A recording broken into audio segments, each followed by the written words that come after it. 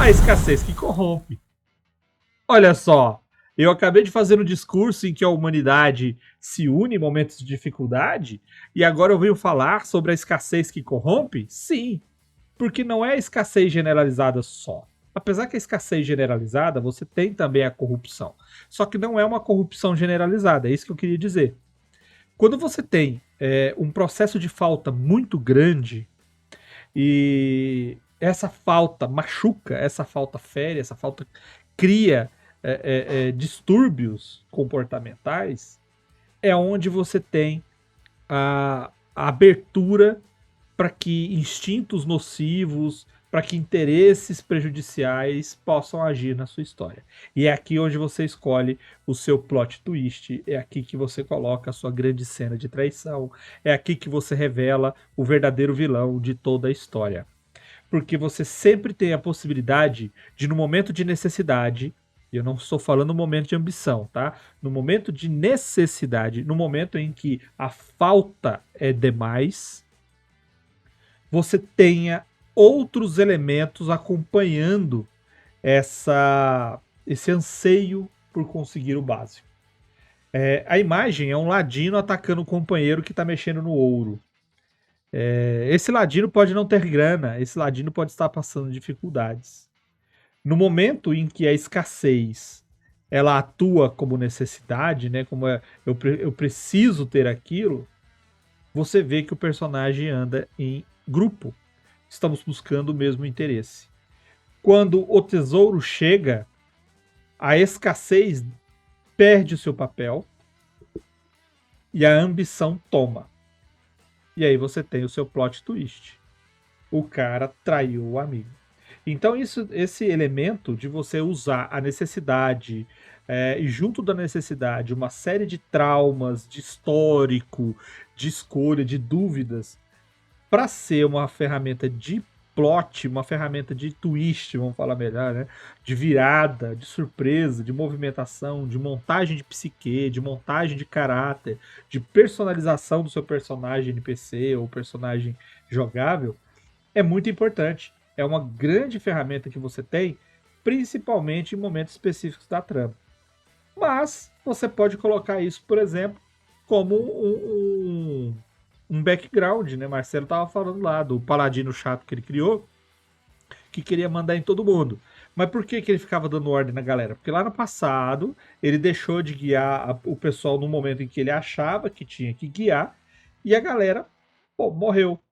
E aí para ele, se ele deixar de cumprir essa função de liderança, ele está colocando os amigos em risco.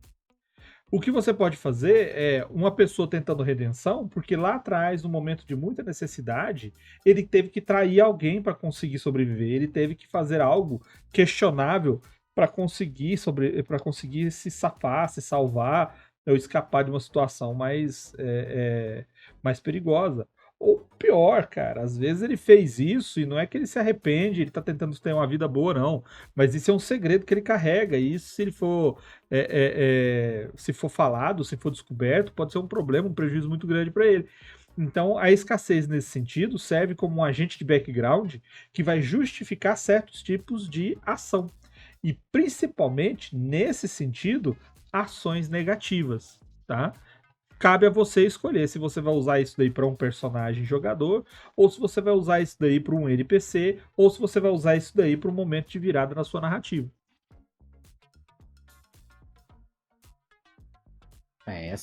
A traição por dinheiro é das mais dolorosas quando você tá jogando.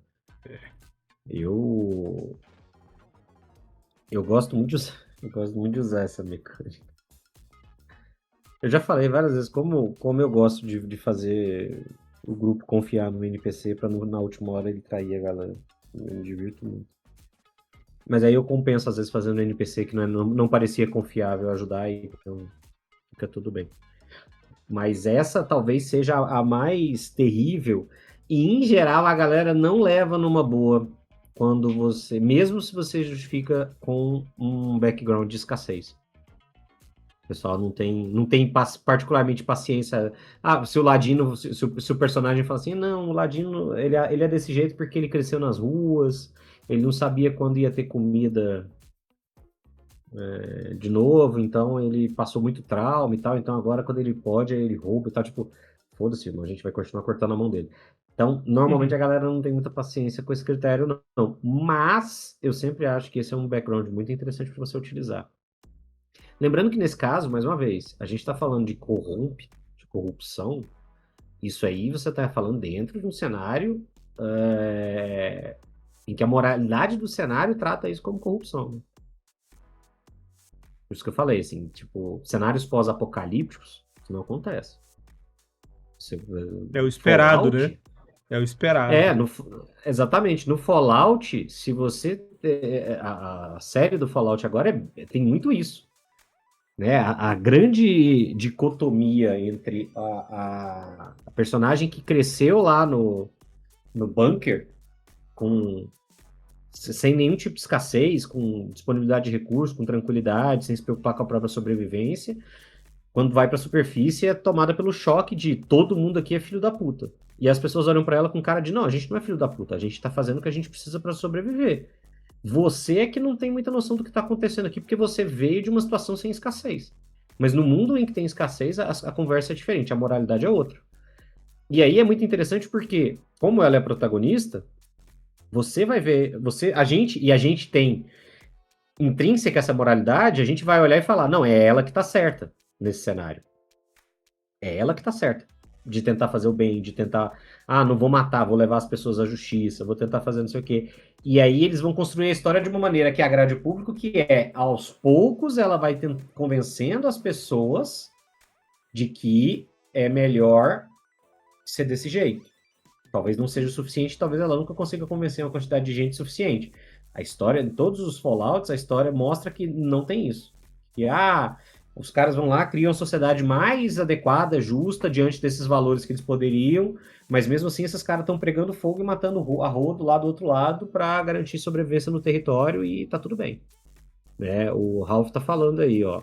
Boa citação. Acho que raras vezes a gente cita aqui. One Piece. O arco de Dressrosa, que é o arco do Dom Flamingo, tem esse aspecto muito interessante de mostrar o que acontece com as crianças que nunca viram a guerra, as crianças que cresceram nela. A forma como eles vão ter, a moralidade que eles vão ver nas ações é completamente diferente. Qualquer coisa que o Ralph falou lá em cima, ó.